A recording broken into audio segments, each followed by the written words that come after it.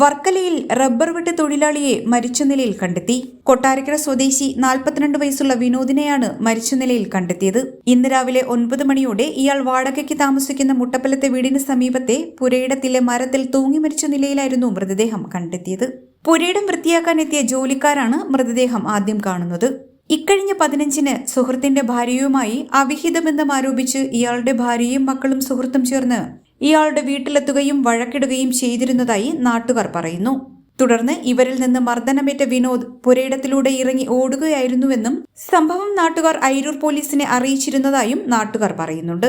പിന്നീട് ഇയാളെ ആരും കണ്ടിരുന്നില്ല. സ്ഥിരമായി റബ്ബർ വെട്ടാൻ പോകുന്ന സ്ഥലങ്ങളിലും ഇയാൾ ചെന്നിട്ടില്ലെന്നാണ് നാട്ടുകാർ പറയുന്നത്. സംഭവം ഇതൊരു ഞാനിപ്പോ ഈ ബോഡി കാണുന്നിപ്പോ രാവിലെയാണ്.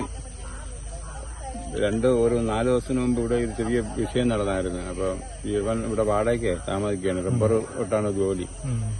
അപ്പം ഇവൻ വേറൊരു പെണ്ണിനെ കൊണ്ടായിട്ട് ഇവിടെ വന്ന് താമസിച്ചപ്പോഴത്തേക്ക് അവന്റെ ഭാര്യയും മക്കളും 3-4 പേര് കൂടി വന്നു. ഇവിടെ ഒരു പ്രശ്നവും വഴക്കൊക്കെ അടിയൊക്കെ നടക്കുന്നുണ്ടാണ്. ഞാൻ രാത്രി ഇറങ്ങി വന്നു നോക്കിയപ്പോൾ പ്രശ്നം നടക്കുന്നു. അപ്പോൾ ഇവൻ അവിടെ നിന്ന് ഇറങ്ങി ഓടുകയാണ് ചെയ്ത ഈ റബ്ബർ വെട്ടുന്നത്. അപ്പോൾ അവിടെ നിന്ന് ബാക്കിലോട്ട് ഇറങ്ങി ഓടി.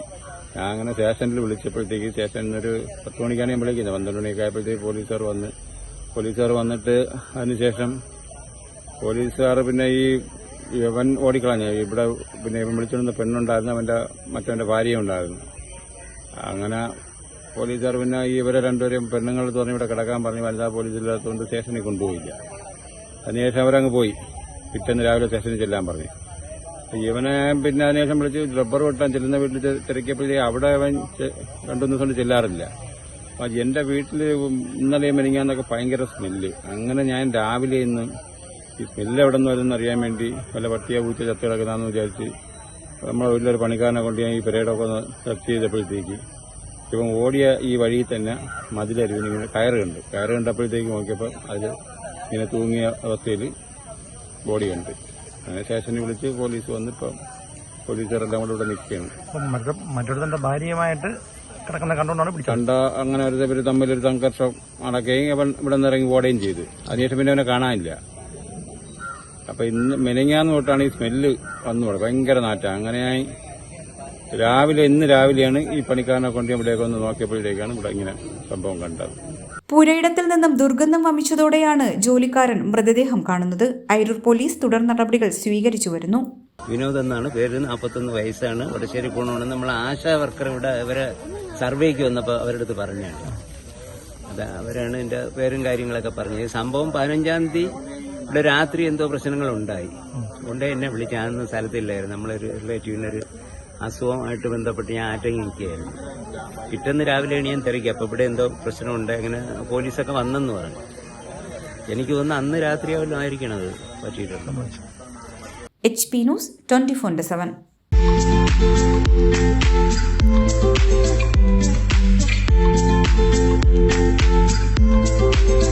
ആറ്റിങ്ങലിൽ ആദ്യമായി സിറയുടെ സ്റ്റൈലിയർ ഷോറൂം സരൂർ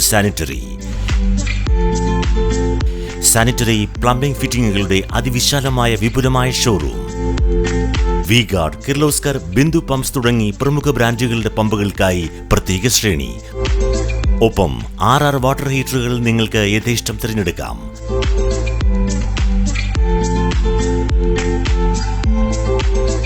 ₹2,000 മുതൽ ₹2.5 ലക്ഷം വരെ വിലമതിക്കുന്ന ക്ലോസറ്റുകൾ സുലഭം.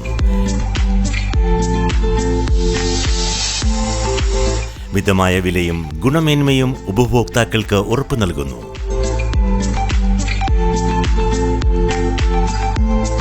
സിറയുടെ സരോ സ്റ്റൈലിയർ ഷോറൂം, സരോ സാനിറ്ററി, നഗരസഭയ്ക്ക് സമീപം, Attingal. Mobile 9447020511. Email sarosanitary@gmail.com. Saro sanitary, Attingal.